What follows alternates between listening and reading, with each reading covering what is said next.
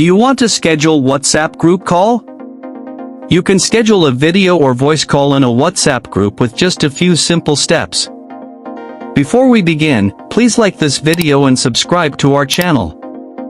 I've also included some helpful tools and apps in the description, so be sure to check them out. To schedule a WhatsApp group call, first, open the WhatsApp app on your mobile device.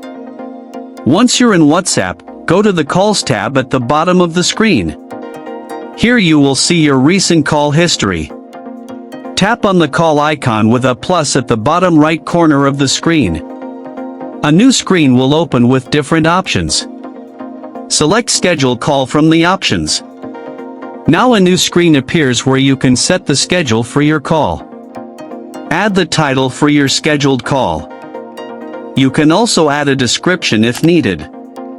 Now, set the date and time for the scheduled call. You can also add an end time. After that, choose either video or voice call for the schedule. Once the schedule is ready, tap on the send icon. Now, a new screen appears with your friends and group names. Select the group where you want to schedule the call. Once selected, tap on the send icon. WhatsApp will now notify all selected members about the scheduled group call at the chosen time.